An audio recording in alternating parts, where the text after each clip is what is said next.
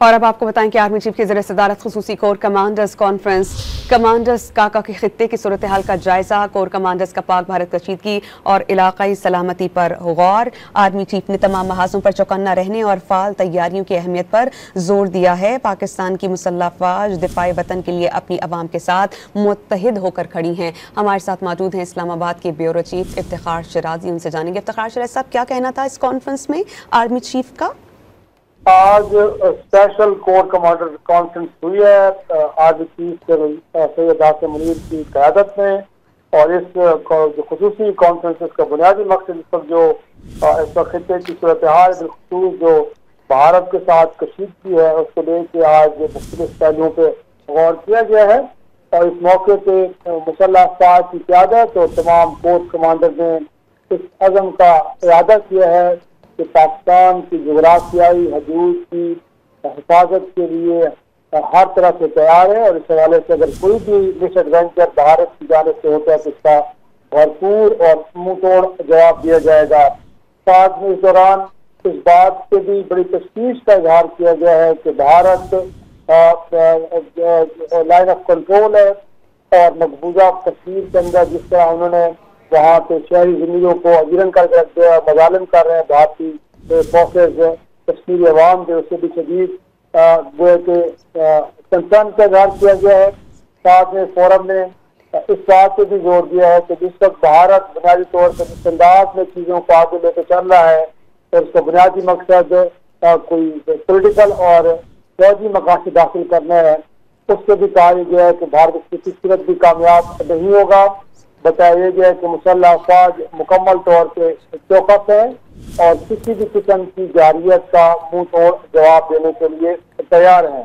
तो आज ये formation special core commanders conference हुई है, जिससे इस वक्त जो भारत के साथ कशीदगी की सूरत हाल है वो है कि ये ज़ेरे बहस थी, और उसके ऊपर बुनियादी तौर पर जो ऑपरेशनल तैयारियाँ मुसल्लह अफवाज की उनका भी जायजा लिया गया और इससे बाकायदा तौर पर इत्मीनान का इजहार किया गया। जैसे मैंने कहा है कि इस वक्त कहा गया है कि मुसल्लह अफवाज एक तो उनके जज्बे बुलंद हैं, उनकी जो प्रोफेशनल तैयारियाँ हैं वो मुकम्मल हैं, और किसी भी किस्म का कोई अगर मिसएडवेंचर होता है भारत की जानिब से तो उसका भरपूर जवाब दिया जाएगा। और दिफाए वतन के लिए कहा गया है कि मुसल्लह अफवाज हम अब तैयार हैं। तो ये आज की कॉन्फ्रेंस थी जिसमें बाकायदा तौर पर इस चीज का भी देखा गया है कि जो भारत अपने पॉलिटिकल और फौजी मकासद के लिए सूरत हाल को बिगाड़ रहा है, वो उन्होंने कहा कि दुनिया के सामने है, और इसके साथ साथ जो लाइन ऑफ कंट्रोल के अंदर हालात खराब करने की कोशिश की जा रही है, साथ में मकबूजा कश्मीर के अंदर जो रहते शहरी के ऊपर मजालिम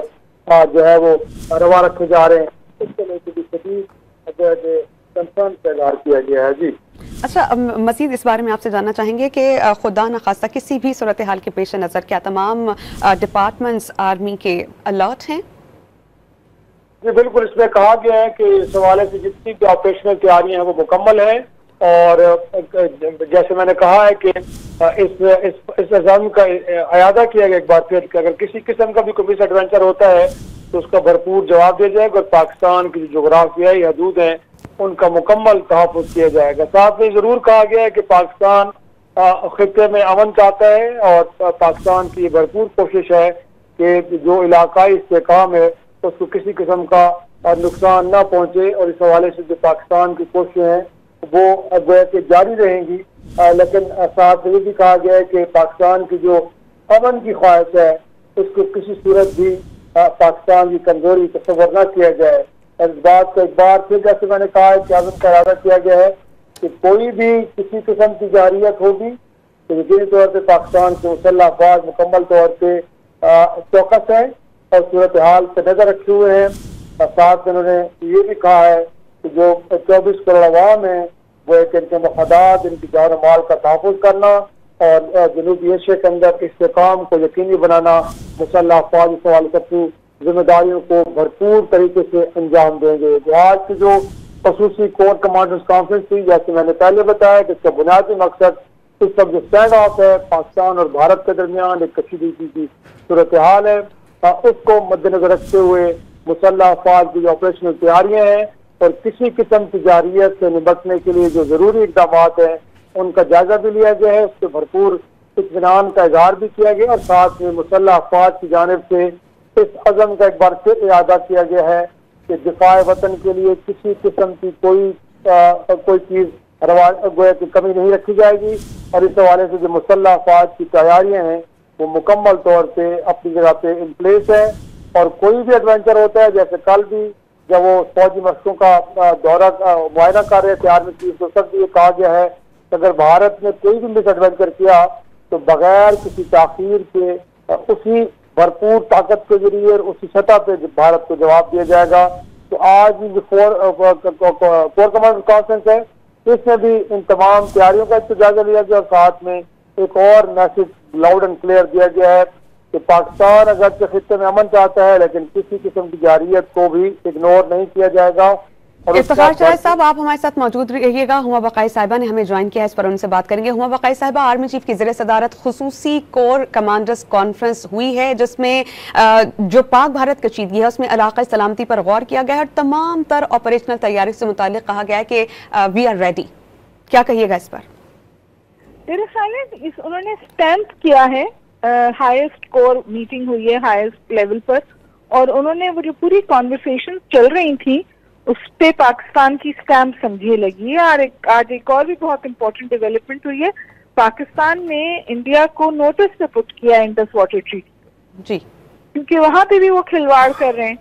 और जो कोर कमांडर्स की मीटिंग हुई है उसमें भी बिल्कुल ये वाज़ेह तौर पे कहा है कि इंडिया का ये एक स्टैंडर्ड तरीका SOP है, जब उसको अंदरूनी तौर पर मसाइल का होता है या इलेक्शन करीब होते हैं या वो कोई ऐसा स्टेप उठाना चाहता है जिससे वो इंटरनेशनल प्रेशर नहीं चाहता, तो वो कोई इस किस्म की सूरत हाल सामने लाता है ताकि उसको अंदर से अटेंशन डाइवर्ट हो जाए और इंटरनेशनल कम्युनिटी से भी रिक्विजिट प्रेशर ना आए।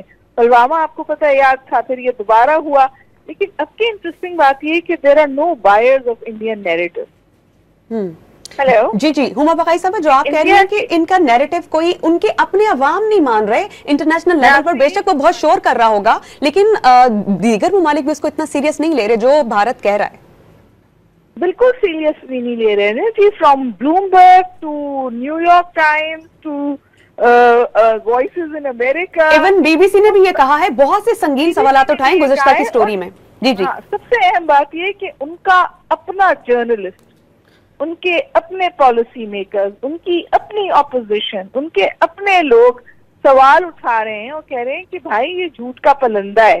फिर पहली दफा इंडिया ने हमारे चैनल्स और हमारे जो इन्फ्लुएंशियल लोग हैं सोशल मीडिया पर जिनकी बात सुनी जाती है उनको ब्लॉक किया है, इंडिया ने उनको बंद किया है। वो चुन चुन के सिर्फ उन लोगों को अपने मीडिया पर बिठा रहे हैं जो पाकिस्तान से बाहर हैं या पाकिस्तान के खिलाफ बात करते हैं। तो it is indicative of a mindset. बहरहाल मैं समझती हूँ कि 12 दिन बाद पहले भी उन्होंने बालाकोट किया था, Pakistan needs to be red alert. और ये जो भी कॉन्फ्रेंस हुई उसमें इस बात के हवाले से कोई भी जो इबहम हो उसे दूर कर दिया गया है कि हम रेड अलर्ट पर हैं और जवाब भी देंगे। ठीक, बॉल जी जी, ball is in the Indian court. Yes, India ने अलायंस में ट्रीटी को डालकर एक ऐलान जंग किया है, उसे बैक ट्रैक करना है, उसको एग्जिट स्ट्रेटजी चाहिए और उसे इससे निकल जाना चाहिए, वरना ज्यादा नुकसान होगा खित्ते का। हुमा बकाई साहिबा, इतने दिन गुजर गए हैं पहलगाम वाक़े को, इतने दिन गुजर जाने के बावजूद भी कोई ठोस सबूत पेश नहीं कर पाया भारत इस इंसिडेंट पर। और जो पाकिस्तान का नैरेटिव है इस पे कि पाकिस्तान ने पेशकश की है कि आइए मिलकर शफाफ तहकीकात करते हैं, इस पर भी चुप साधे हुए इंडिया। तो खुद सबके सामने हकीकत आया हो रही है भारत के झूठे ड्रामे की।